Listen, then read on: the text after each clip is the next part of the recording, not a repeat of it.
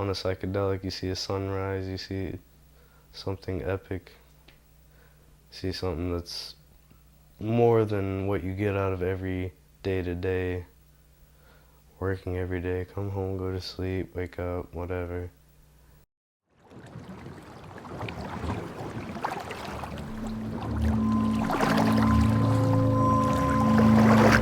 Just the whole idea of becoming wet just really, it just gets exaggerated when you're on a trip. Anything natural, any wooded areas, anything natural growing out of the ground is fucking insane and beautiful to look at. Dreams overlap with reality, and reality overlaps with dreams, and you're not sure which is real and which isn't. It's a door that can make you or break you, I think. Or just turn you into a fucking vegetable, I don't know.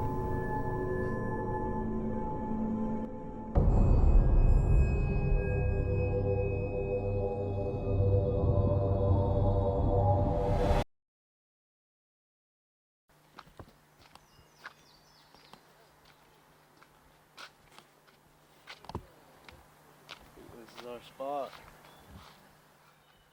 My name is Kenny Jones. I'm from Dayton, Ohio. I currently live in Athens, Ohio. And yeah, just kick it, hang out, kick ass. Play it by ear.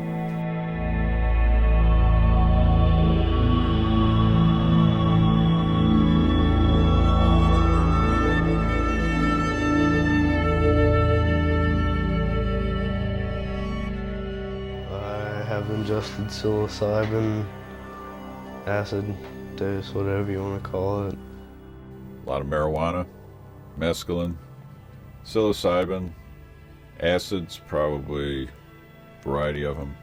Salvia, I think mushrooms, acid, and salvia. That's about all the psychedelics I've done. It definitely does block a lot of things and bring a lot of things into your vision that aren't there. You would have those moments where things felt good, the music sounded great, the colors were really cool, or you'd be out looking at the stars and it looked like the universe was expanding and contracting. Or driving in a car where the headlights would come at you and it felt like they were going to go right through you and it was just a car. We talked about it earlier. I said it's like looking God in the face when you see something like that. It's like a sunrise or a sunset would be accentuated. Your mind would exaggerate how deep the red was or how something smelled. You would just We really usually get accentuate. Mickey's 40s. I always tell them if we're tripping on this, it tastes like a computer. Like if you could liquefy a computer and have the taste of digital, the word digital. I always say that's what beer tastes like. Especially if you lie down in the grass, you can almost become the grass. You just kind of lay there and you feel the wind blowing through you and through the grass, and then your hands and your arms tight. If you're really peeking, you might actually feel yourself melt right into the ground. It's just a bizarre feeling of melting. I think it might just be the acid of beer.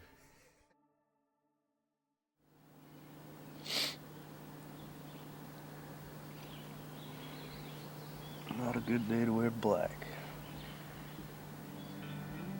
I'm 20 years old. I like to think I was a musician. I've played music the majority of my life, and it's what I plan to do the rest of my life.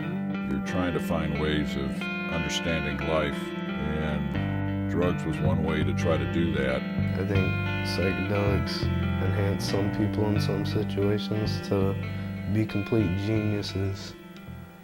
Brilliant works of art. It was back in the 60s. A group of us would decide we were going to drop acid and we might go to a rock concert. I can't tell you how many times I've been tripping, picked up a guitar and just ripped harder than I've ever known how to play. Start focusing in on how fast the guitarist might be moving his hands. Never again in my sober life will I be able to do something like that.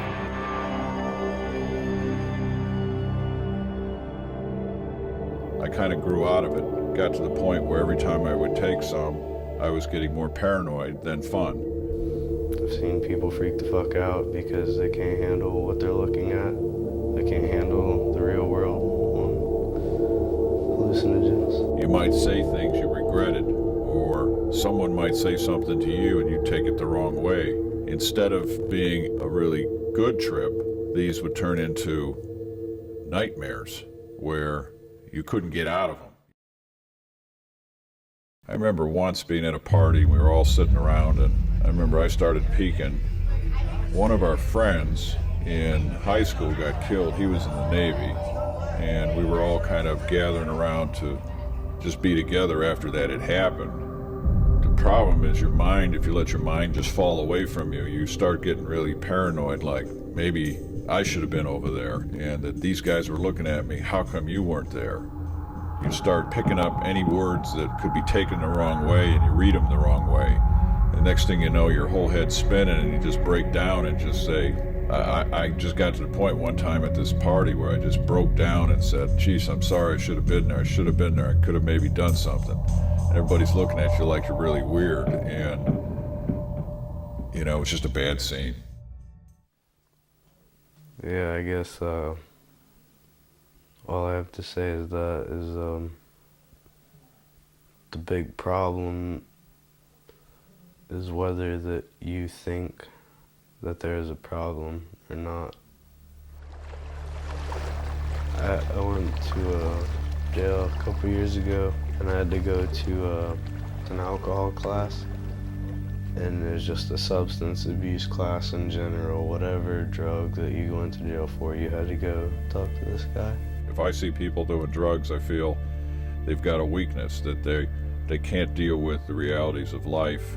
He's like, it's all up here, like it's up to you, whether it's a problem or not. Like, you can't blame drugs for your problems. Life itself, you can find ways to open your mind to see things from both sides of the issues. Just because you're a fuck up and you can't handle your mind and your addictions and whatever. Looking back, I was young and not exposed to enough of life to realize that you could do it on your own. If you don't want to do something, don't fucking do it. That was it. That was very wise words to me. It hit me where it counted anyways.